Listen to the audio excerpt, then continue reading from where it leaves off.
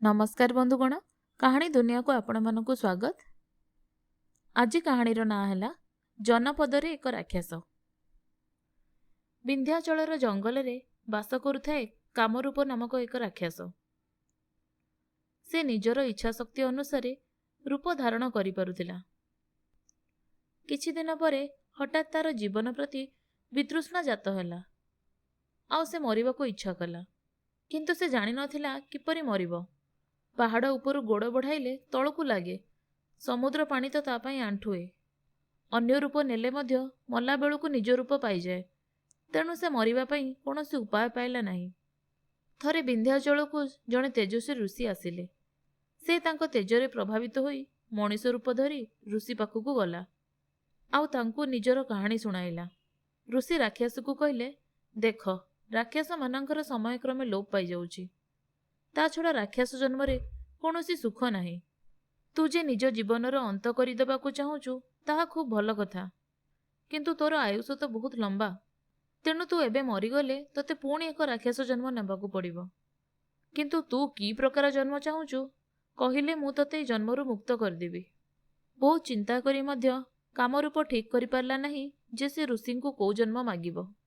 शेषरे से ऋषि को ही पचारला तांकर मत कौन। ऋषि कहले, सबु जन्म मध्यरु मानव जन्म श्रेष्ठ, तू सेया मागिने। कामरूप ऋषि कथार सत्यता जानिबा सकाशे ऋषि ठारू विदाय नहीं किछि दिन मनीष समाज रे बिताइबाकू गला। जाई जाई शेषरे गोटे सुंदर सहरे पहुंचिला। सेठारे से मनीष रूप धरी थाए। मनीष मानकर चालीचलन गतिविधि लक्ष्य करुथाए। नीति नियम पालन करी मनीष माने किपरि सुखरे अछंती ताहा से भल करी जानिबाकू चाहिला। सेही सहरर प्रधान रक्षक थाए वीरसिंह। नगरवासी विश्वास थाए जे वीरसिंह परी बलशाली लोक नगर रक्षक होई रहिथिबा पर्यंत नगर उपरे कौनसी विपदर आशंका नहीं। कामरूप चाहूला वीरसिंहर पराक्रम परीक्षा करी देखिबाकू। दिने से वीरसिंह पाखकू गला, आउ कथाबार्ता कला। वीरसिंह ई नूतन आगंतुकटी को देखी अनेक बहादुरी मारी निजर बड़पण देखाइला। शेषकू कहिला, मु शुणिची राजा विक्रमांक राक्षस मानक सहित युद्ध करी सेमानकू हराई देउथिले। जदि सेपरी सुजोग मते थरे मिलंता तेबे मु भी सेमानकू हराई दियंती।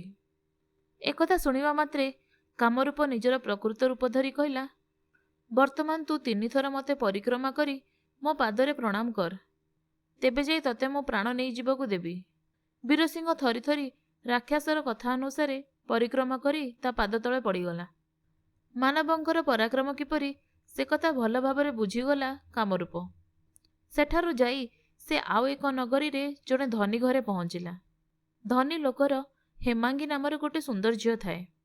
से तार एकमात्र संतान। झीलटीर विवाह योग्य बयस हेबारु ता बापा मने मने बरपात्र खोजुथांती।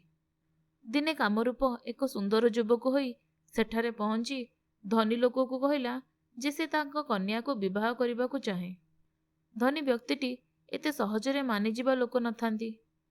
से युवकर घर वंश धन आदि विषय पचारि शेषक प्रस्तावटी प्रत्याख्यान करदेले। तापरे कामरूप निज रूप धरी चित्कार करी पचारिला, वर्तमान कह, तो झील को मते विवाह देबू कि नहीं।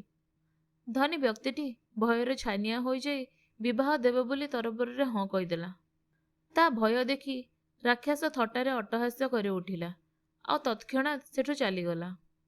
एबे से जानिगला मनीष भितरे प्रेम और आदरर भाव केउ प्रकारर। सेई नगर रे शिवानंद नामरे जणे भक्त रहुथाए।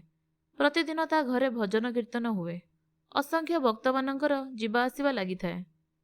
दिने अधराति रे कामरूप राक्षस रूप धरी शिवानंदक पाखरे पहुंची कहिला, तू सबुदिन जो ईश्वरंकर भजन करुचु तांकर निंदा करिबू कि नहीं।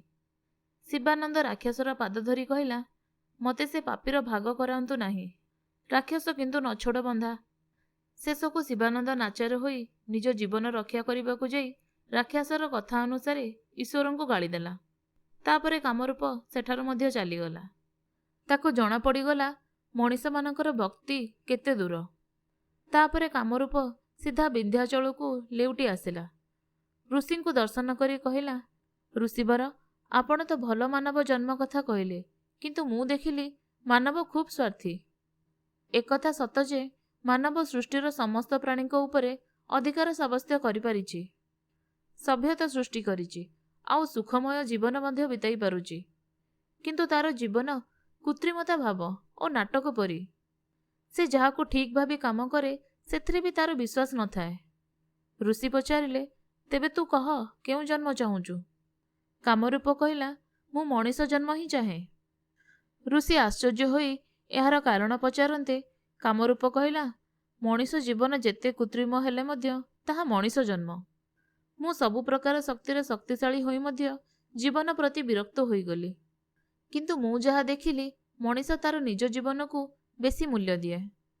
ତାର ଜୀବନ ପ୍ରତି ଆଶା ଓ ବିଶ୍ୱାସ ଅଛି, ସେଥିପାଇଁ ସେ ମୃତ୍ୟୁକୁ ଡରେ, ଆଉ ମୃତ୍ୟୁରୁ ନିଜକୁ ରକ୍ଷା କରିବାକୁ ଯାଇ ନିଜର ପ୍ରେମ, ସ୍ନେହ, ବିଶ୍ୱାସ, ଧନ ସବୁ ତ୍ୟାଗ କରିପାରେ।